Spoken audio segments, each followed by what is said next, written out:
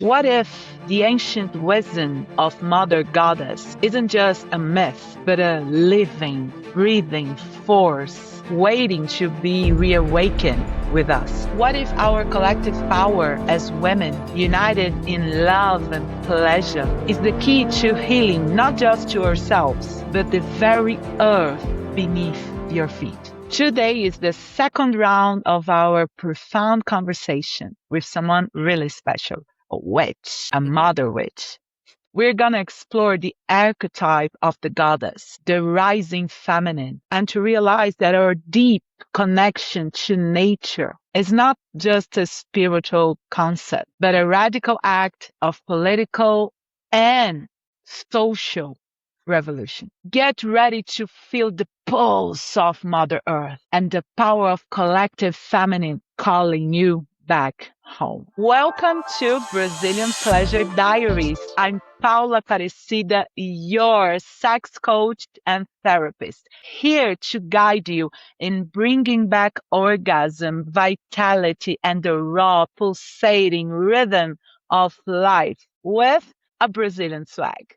My mission to help you cut through the noise, connect yourself with your body's ancient wisdom, and take pleasure of a radical act of self-empowerment. And today we keep on going this amazing journey with the witch, with the artist, with the manifestator, Jillian Maeve. Claps to her. She's amazing. Woohoo! Last episode, we talked about how she is a conduit of healing wound trauma with her art. But today, we're going to talk about the goddess. Before we dive deep in this collective power, meu amor, meu amorzinho da minha vida. Yes, this is Portuguese. This is Portuguese. If you're feeling the call of the goddess, please hit the subscribe button. Yeah. Help us here to enhance this power and also share this episode with someone you think needs this knowledge, with someone who has this feminine energy hidden inside in a shameful way. It's time to open it up. It's time to get connected with this power. And also leave a comment. What is your opinion about this mother goddess archetype? Do you connect with it? How do you do it? Your movement helps to increase this healing of all of us together. Jillian Maeve again telling us about the goddess mother. Jillian, welcome back. Welcome back. How are you Thank you. feeling? How are you now? I'm feeling wonderful. I am so grateful to be here with you, spanning time zones and continents. It's really such a pleasure. Thank you so much for having me. I thank you for being here. Of course, we both thank each other.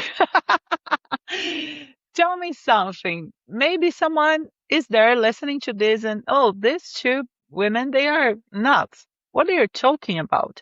What is this archetype of mother goddess? Are they crazy? I was raised Christian. You have a father, a son. And like in Catholic Church, we have Marias. Yeah, the mother of God. But come on, what is this? Please explain. Before the dawn of a society as we know it, before the collection of people through agriculture into, more formal systems, all lineages were matrilineal. It was all about the matriarch, because who creates life and sustains life through her body? The divine feminine.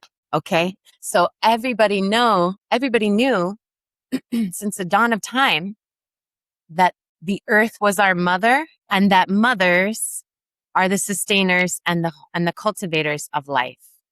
And so I have begun this series of, I'm calling them mother goddesses, these paintings which depict these ancient Paleolithic European figures. Because my lineage comes through Europe, but it was colonized out of me. The wildness in my lineage was colonized out of my ancestors quite early and violently, as all of our lineages have experienced.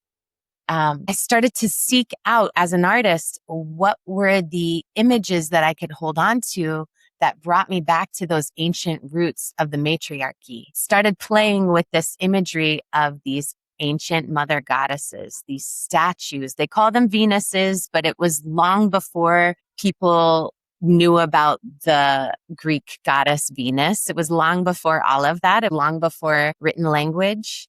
People were making these little statues of voluptuous, round, capable-bodied women. They might have been faceless. They had no arms. They had no legs. They were very sensual. I would maybe even venture to wonder, like, was this a sex toy? I'm not sure. The shape of it was very pleasing in that way. And yeah, I have one of these paintings here that I have just recently completed. Oh my And God. Is the so Venus this of is the Willendorf? No. Is it the Venus of exactly, yes. Willendorf? And the Venus of Willendorf, yes, and was found in Austria. So it's from Paleolithic Europe. It's 30,000 years ago, at least. And they found this statue. This was one of the very first artifacts found from that region. And they found hundreds of them with these round, beautiful bodies. And it was all about the tits and ass.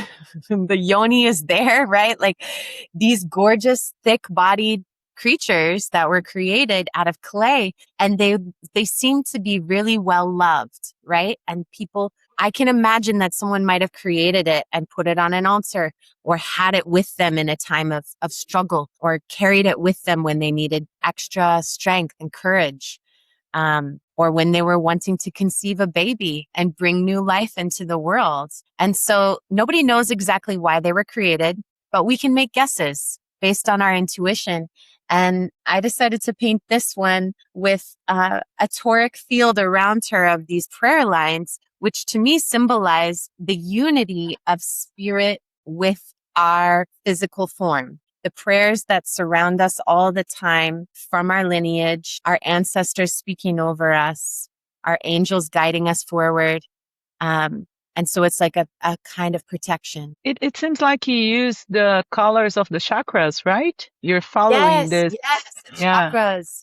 I, Yes. I look like red and orange, yellow, green. Oh my God. So nice. Really nice. Really nice. Yes. And as soon as I started painting it, I realized that I had to create a whole coven of these women. I wanted to create a circle of baddies, I was calling them, because they're so powerful, and they were really hitting for people. So I have since created a couple more, and they're works in process, but I'd love to show you if you'd like to see. Of I course. have Of them. course. This one, she started calling out to me as I was painting her. She started telling me to paint these kind of bubbles on her collarbones, and I'm envisioning wings coming out. Oh my Yes, again with God. the chakra colors. And just, that one's a baby work in progress, but it's just so exciting to me to get to explore this imagery and to allow myself to go all the way in. It's so healing for me as a woman who was brought up in a very strong patriarchy, very limiting beliefs about what I am capable of as a woman, as a person of a certain means in this country. It's been really, really healing to sort of check out of that narrative and just allow myself to be led by Yeah, my angels. it's something really nice because as we're talking about Brazilian pleasure diaries, I don't know, sometimes I think I don't talk too much about Brazil. Maybe people wants to know more, but I was raised as a Catholic. Yeah, my whole family is Catholic, and the Catholic Church is a little bit, not a little bit, but actually it's more open to the woman energy than other kinds of Christian religions. And I'm not saying that Catholic Church is not a misogynistic church, because it is, as you can see, like men rule the things, and if you get into the top, uh, the the best position being a woman, you're gonna be like the principal of a I don't know, of a school, of a girls' school. You have no Yeah. power if you're a woman there, but they have the archetype. The difference between Catholic Church and the other Christian churches is you have the goddess archetype into the Marias. Yeah. And in Yeah. Brazil, we have Nossa Senhora Aparecida.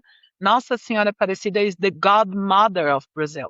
And Mm. what this created, like if you compare US to Brazil, is like a lot of people who are Catholic who say they believe in Christ. They ask much more for divine blessings. They pray much more to Nossa Senhora Aparecida than to Jesus. So we have this mother, this goddess archetype. Yeah, Mm. this is what we're talking about. And it's really nice because if you go through Brazilian traditional music, yeah, we in Brazil, we produce a lot of music. We consume Yeah. our own music. And there are many songs to Nossa Senhora Aparecida. And these are not gospel artists. They're common, normal artists who usually sing love songs, or, these kind of things. And they have one song to Nossa Senhora Aparecida, and they don't have songs to Jesus. Yeah, just to explain this, I think it was a nice curiosity. That might be the reason, not the only reason, but when we are talking about feminine energy, we're talking about movement, we're talking about sexual energy, we're talking about sensuality. And I think it's not random that in Brazil, we are much more connected to our sexuality, to our bodies, to our movements, to dance than in US. Yeah. Even if you go to Europe, people say that Spain and Portugal and Italy, they are the most Catholic countries if you compare to England, if you compare to France, to Netherlands.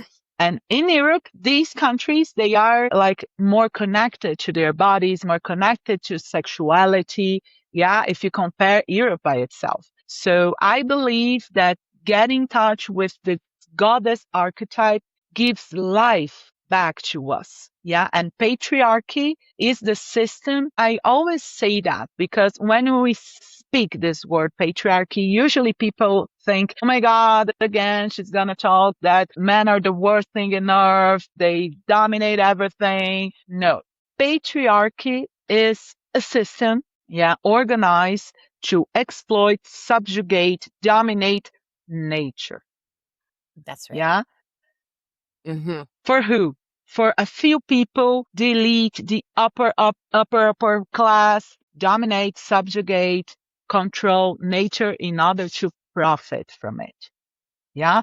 That's And right. trees, water, fruits, ocean, mountains, nature, animals, nature, humans who are Mhm. animals, nature, men are nature, and women, we are the archetype of the power of creation, the power of nature. That's the reason why patriarchy needs to control women with such a violence, because we have the nature, the power of nature inside of us. And if patriarchy is the system that controls nature, that controls life, it needs to control our wombs. That's what we're talking about. So pay attention. Yes. Patriarchy is bad for everyone. And men are raised to be machines of working and of war. And Mm-hmm. that brings a huge illness. Men are sick now. We are sick. Men are sick. Everybody's sick. But men, they are sick in terms of being with their violence inside of them, thinking it's like Yeah. hormones, think it's biology. It's not. It's patriarchy. This is very Yes. important. I had to do that because I'm a political person, but let's go back because everything is political, right? You explore the mother goddess portraits in your art. Can you tell me Mm-hmm. how you feel this nowadays? And what's the difference between how Jillian sees the goddess now and how Jillian used to see goddess when you were a teenager, when you were a child? Can you tell us? When I was a teen, I went through a period of time in which I was swept up in an evangelical church. And I received a prayer language. I was speaking in tongues. I was slain in the spirit. Before that time, I had already experienced mind altering substances and witchcraft. So here I was holding all of these realities. I had experienced casting a spell as a 13-year-old kid and seeing that spell come true. I had experienced meditating in the forest and felt like the forest was receiving me. and I felt like our energies were combining. I had had psychedelic experiences on the beach and felt like at one with the ocean. And then I became this born again Christian, and I experienced God in prayer much the same way. So spiritually for me, it became very clear at a young age that it was all ways to communicate with the same thing, which is that inherent divinity within us, our birthright, as creators on this planet. It became really clear to me that the feeling that I had, on that psychedelic journey on the beach was very similar to the feeling I had in the church when I had my hands up and I was praying and I was slain in the spirit and started speaking and babbling my prayer language. It was very connected. Bring it back to my early 20s, kind of stepping back from religion and dogma and looking at life as a young artist in New York City. I had a lot of models of powerful women around me. They felt separate from me, but I saw their wisdom and I saw their beauty. I saw their strength and their warrior like essence. And I wanted a part of it. I started to dabble with yoga and meditation, started to come home to my body really for the first time. It was sitting in plant medicine circles that finally gave me this vision of the Earth Mother holding my trauma, being able to transmute my pain, being able to hold me as I fully surrendered into the earth and saw myself as deeply connected to the roots of the trees and the mycelium and then this network of being. I started to feel that that was within me. It was not separate from me. It was all around me and it is inside of my cells. The mother goddess energy started to, really start exercising through me after I had these beautiful and profound journeys with these ancient medicines and plants that transformed my life and brought about a great deal of healing and rippling effects that continue many years after. I thought about the difference between a woman who has her ancestors came from Europe and a woman that had her ancestors here in Brazil or in Africa, as in my case. Yeah. The majority of my ancestors were from here. Yeah. From America, indigenous American people. America in terms of the continent. Yeah. Because USA is not America. I'm sorry if you're from USA. Wake up. Yeah. Wake up. It's time. Yeah. Yeah. So, and I had also some Africans ancestors. Yeah. And some Europeans too. And what I notice when I have women working with me as my clients and in myself is that women who are really connected to Europe in terms of her ancestors, they have many more wounds in terms of castration. Once I had a client that I had to spend like a whole session not only talking about, but also helping her to feel in her body the Inquisition, that happened in Europe. We didn't have this in Brazil. Women were not burned because they, dealt with plants, because they were burying their children. This didn't happen in our continent, especially in Brazil. In USA it happened, but in Brazil it didn't. So we still have this feminine power inside of us. If I can tell you about my grandma was a witch. She had a lot of different kinds of medicines she used to create, to produce in order to heal herself and heal people around her. Yeah. Here in Brazil, we have what we call benzedeiras. It's someone who prays for a person and heals the person. This person is not seen as a saint, or God. It's something really common. Yeah. She prays for people. My mom, she prays. She doesn't do this that much, but I have some friends that when my mom is around them and they ask for my mom to pray with them and for them because she has a huge connection with this energy when she starts praying. And she doesn't start to pray for Jesus or for someone. Sometimes she calls Jesus or calls Nossa Senhora Aparecida, but the connection with this energy, this power, this oneness, like this, she gets into it. And I think This happens because these women, our ancestors, they were not as castrated as white women. And I also believe that this is something very controversial, but Sure. my friends, the feminists here in Brazil, that for me yell at most, get really like out of their shells, get people say crazy with things around them, are the white ones.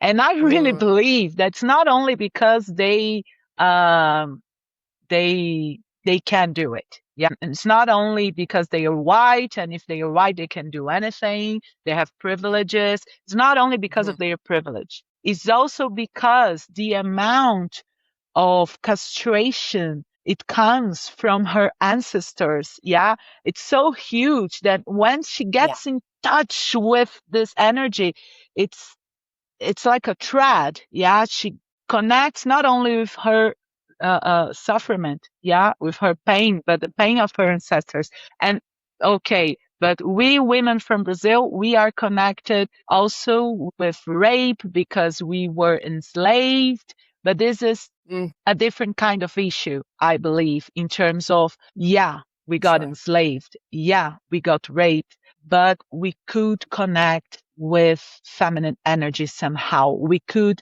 make our medicine, get together with plants, plant our food. Like this was not cut outside of us. And I don't know. I And just want to say that.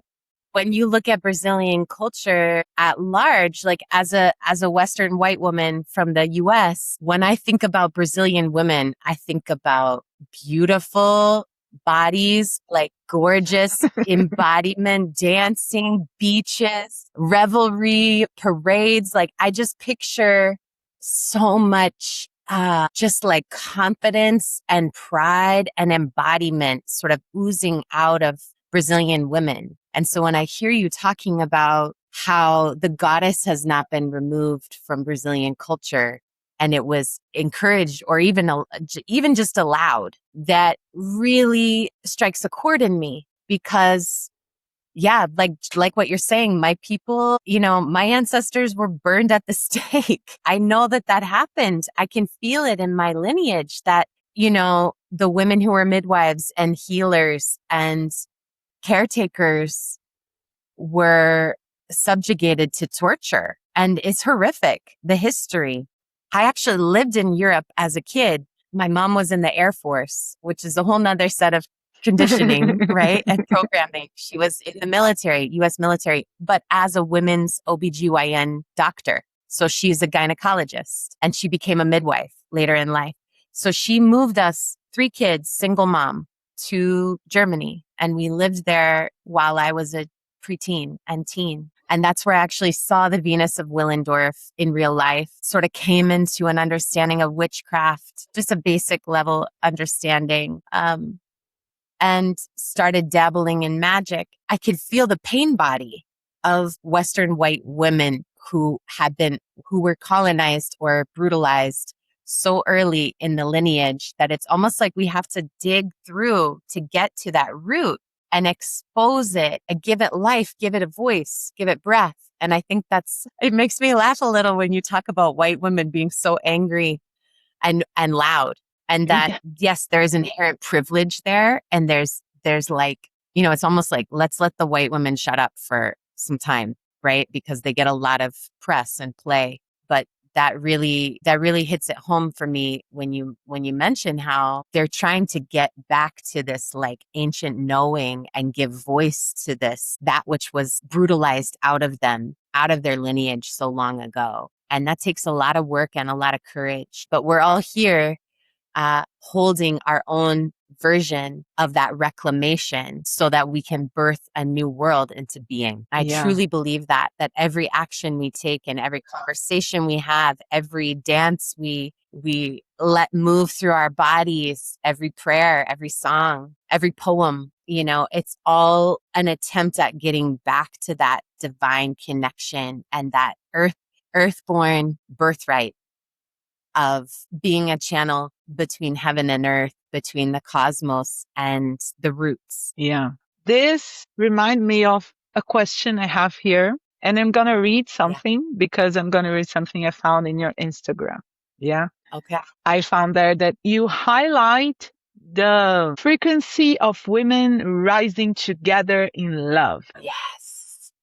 creativity, collaboration, joy, pleasure, wealth, and leadership. From your perspective, what makes this feminine collective energy so powerful? And how does this energy contribute to a more liberated and orgasmic world? When a woman knows her worth and knows her pleasure, she's an unstoppable force. When a group of women know their pleasure and know their worth, it's cataclysmic.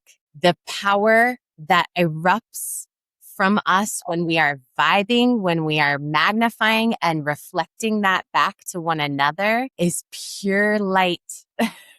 It is so healing. I have goosebumps down my whole body because it feels so resonant. And my work, as you can see, these giant paintings of portals, these pussies behind me. My reason for painting this very intimate place is because we have been told, at least in my culture, close your legs, get small, only do the thing that your partner wants you to do because it's about pleasing them, kind of thing.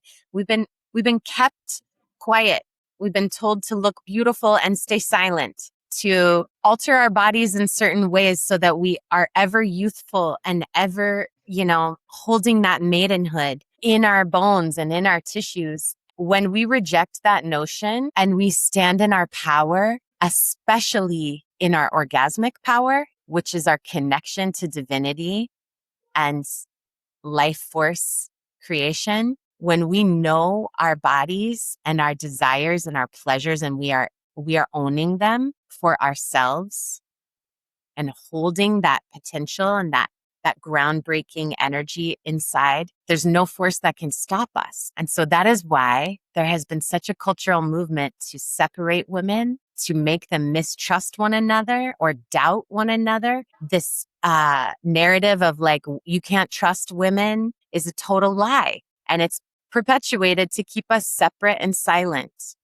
And so when we reject that notion and we take our power back into our own hands, into our own bodies, into our own tissues, and we enact healing on our own cellular level, and then we gather with women who are also doing that, and we act as a sounding board for one another. We echo back, yes, you're doing it. Yes, I see you. I see you. I feel you.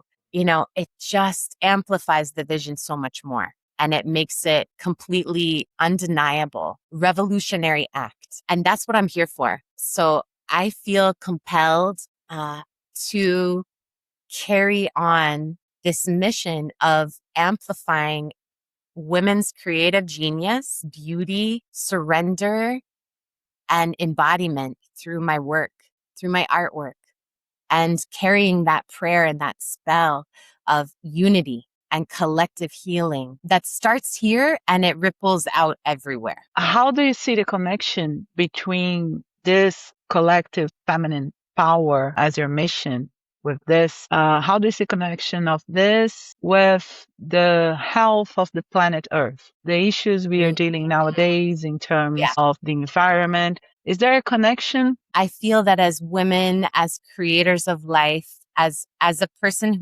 whose body cycles through a death cycle once a month, our body is constantly shedding what we no longer need to hold, but our wombs hold stories and trauma and also joy, right? Like it's all there. Deep pleasure and deep pain. It's all there in our wombs. Our tissues hold memory. And as women, we are incredibly receptive to one another and to the earth. And so we are holding the trauma of what is happening on our planet in our tissues. And I can see that, to me, it makes sense that there are rising rates of cancer in women's tissues, breast tissue, and in ovarian cancer. There are rising rates in all kinds of illnesses in our bodies because we are holding such trauma in ourselves. The kind of extractive culture that we see at large when we look around the earth and we see, deforestation and burning forests. We see atomic bombs and nuclear bombs. We see drones attacking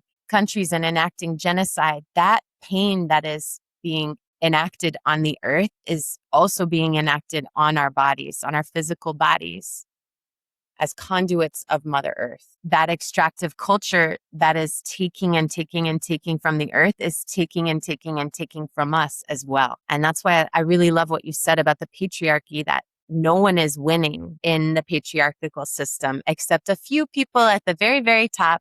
And we could probably name a handful of them if we wanted to, but we're really focused on the people across borders, across countries, across oceans, right? Like we are all one on the conscious level. When we think about the fact that that we are made of energy, that in the quantum field, atoms are all energy, potential energy, and that we are holding sort of and calibrating the energy around us. We have the power to influence it in a positive way or to be consumed by it and to be feeding into this fear or separation, anxiety, anger, the depression. We have the ability to keep feeding that lower vibration or to enter into a space or create a space of our own in which we are cultivating a higher level of vibration, a higher frequency. And how we do that best is by getting right with ourselves and then getting right in community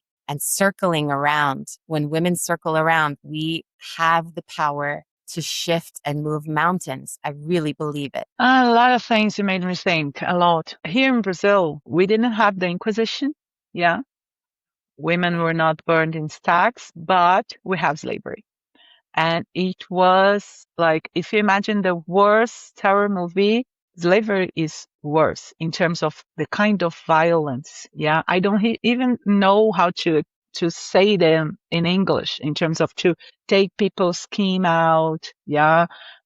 Rape as a way of education, to educate women and men in order to work properly, all other kinds of stuff like cutting male genitals, cutting women's breasts, and making scars on them at random. We have this violence in our DNA as Brazil because there was no Brazil before the Europeans came here to colonize us. We call Brazil in one indigenous language, Tupi, Pindorama. There's another name for us. So we have this huge violence, but at the same time, we still live in a kind of civil war in terms of people are used to violence in Brazil. Like the police can go to a very poor area and kill 90 people there. Once I was comparing the data about USA violence against Black people and Brazil. It was 2006. And I found out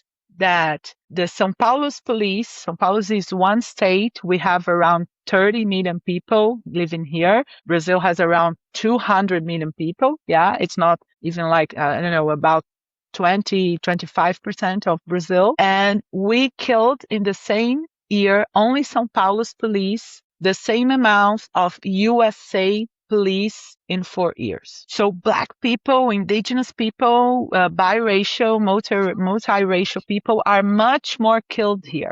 But it's kind of the way we do stuff. The police was founded in Brazil to hunt slaves who are trying to get free from their lives. And we still have this aura. The police in Brazil has this racism side of it. And imagine this happening in a country where the majority of population is Black or multiracial or biracial or indigenous. Like white people here are the minority. So we have this violence here, this huge violence, but at the same time, we have this party. We have this way of making fun of bad things. Yeah. Making fun of our misery and dancing upon it, dance with this misery, dance with violence. And I can see this in myself. Nowadays I'm better, but this passive aggressive way of behaving, yeah, of talking about everything in terms of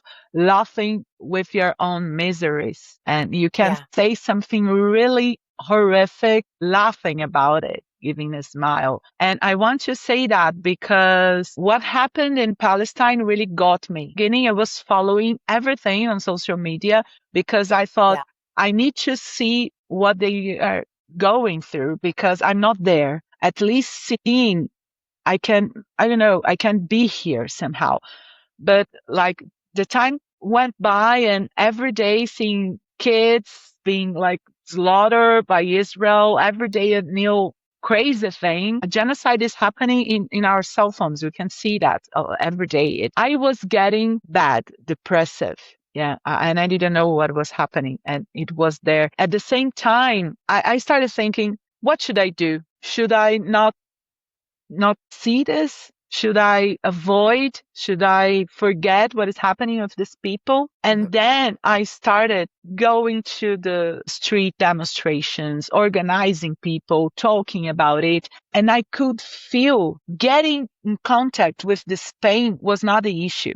The problem was what I was doing with the pain. And that I had to overcome this, getting in action, doing something, helping that people somehow. I say that because usually in these new age places, spiritualized places, people only want to see the good things. And this is an Mhm. illusion. Yeah. That's what creates abusers. There are a lot of spiritualized men who are accused of abuse people, abuse women, abuse children. I went to some meetings, very huge meetings, new age meetings, yeah, like Burning Man meetings. And once a girl in the great round was telling all of us about the violences, the small ones in terms of they're not physical violence or sexual abuse, but the violence she saw as a woman that was happening to her. And everybody was silent. And when she stopped, people started singing a song. I'm gonna sing in Portuguese, but then I'm gonna translate.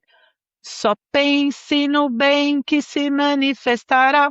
Só pense no bem que se manifestará. Só pense naquilo que quer que aconteça. I'm gonna translate. Only think about the good because the good will manifest. Only think about what you want to be manifested. And when I Mm. saw that, the song is so beautiful. The words are so important. I believe on that word. But people started singing this when she was telling us about the violences she saw during the meeting. I felt that song like violence. They were, I don't know how to say that in English, burying the Yeah. contradictions with happiness and Right. good mood and spirituality. Right. Like a And spiritual bypass. Like you don't have to deal with the hard stuff. Let's just move it along. she was there by Yeah. herself, like, who is going to help me? After this situation, I went to her and I talked to her because I felt abandoned. I felt lonely. I felt that the way people were dealing with this, it was violent and I wasn't the victim. And I don't know why I said that. It's just because you're saying so many beautiful stuff. And I think Mm. that when we bring the feminine energy, we are bringing everything of it. We are bringing the pain, as you said. You were a mom, you know much more about this than I am. The Mm. pain and the healing. Yeah, we are All bringing of it. both things. We need to see it all. Otherwise, we're going to be deceiving ourselves and harming people without even noticing. Yeah. Ooh, Truly. And it's like you really have to go to the depths of your shadow to be able to experience the heights of joy and pleasure. You have to be able to go and access your pain and let it move through your body. That's something I'm learning to do. And I feel like I'll always be on a learning path of like really letting myself feel what I have historically been afraid to feel and experience because nobody wants to be depressed or broken down, brokenhearted. You don't want to go into that state, but it's necessary in order to let it alchemize and move. Jillian, we're getting to the end of our amazing meeting. And Ah, before it all, but we have a little more things. Yeah, two things. But the sure. first one is our home pleasure. We are talking Yes. about the energy of the goddess, this powerful Mm, archetype. What is your home pleasure for our listeners? What should they do in order to connect with this archetype? I really recommend researching goddesses among different continents and different traditions all around the world.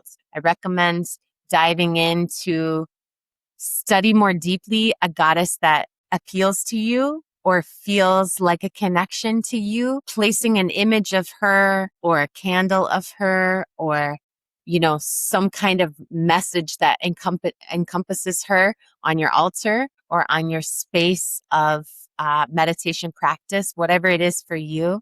I recommend connecting more deeply with the goddesses that are in all traditions all around the world and taking a moment to really try to relate on a cellular level to this ancient deity who was likely subjugated to a lot of the trauma that is still enacted on this earth, but was able to transmute it and move through it and empower others. So connect with the goddesses. They have a lot of wisdom for us.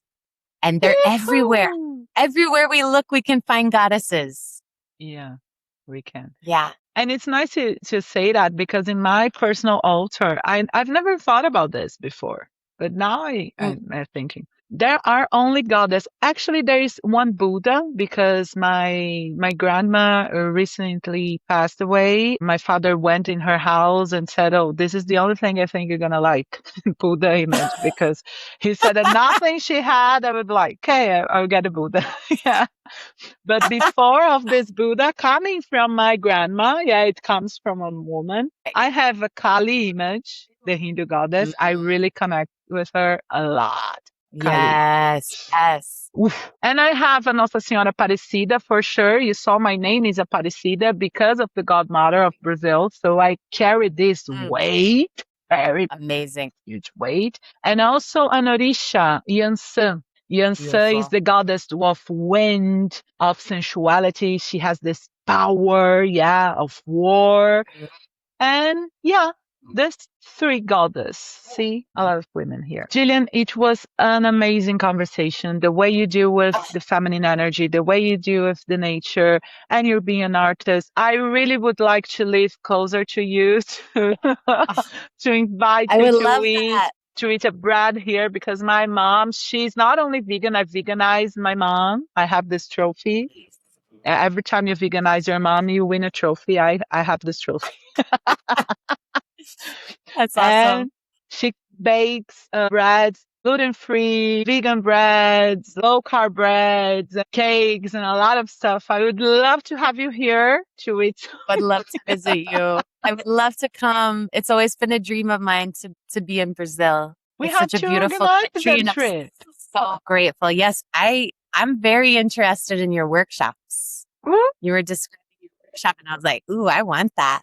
I would love to collab. I would love to be present with you in all the oh my ways." God. It's been such a pleasure to talk with you. It's a pleasure. It's an honor to meet people like you. And I learned a lot. I just say that thank you Same. forever. And now your last words for the listeners. Tell us something from your heart. I think that we all know that when we tap in, when we close our eyes and we take out external stimulus, that we are divine creators of our reality. The more you can own that and see your part that you play in it, your part in your own suffering, your part in your own manifestation and joy and excitement, the more you can take stock in where your thoughts are headed and start to realize that you are more than just your thoughts. You are more than just your body, even that you are a divine creator of life as we know it. The more you can spend time doing it, that the more sovereignty and autonomy and incredible joy you can cultivate in your life and in those around you. And so I would just encourage everyone to remember that you are an architect and you are building the future with every choice, every decision, and we can make it a connected and interdependent one because that is the way. That's the way of life. The web of Ah, life. right. Oh That's my right. God. Oh my God. Dear listeners, you got another gift. Yeah, another gift. Jillian Words and Jillian Work. You please go to her Instagram page, Jillian Maeve in Instagram. Follow her page, buy her paintings. Yeah, spread this message, this energy of transformation. You deserve it. She deserves it. Right? And meu amorzinho, minha delícia da minha vida. Yeah. I also need your favor. For what? To help this podcast, to help Brazilian Pleasure Diaries. We need to have more people, more conversation. Jillian coming again here. And in order to help, you need to, one, hit the subscribe button. Two, share this episode with people you know. We're talking about the energy of the creation of life. Everybody needs it, especially the person who is depressed, who is out of her body, who have been in a traumatic situation. I'm sure this episode and our work together is going to help this person. And please comment. It's really important. Tell us, what is your connection with the goddess archetype?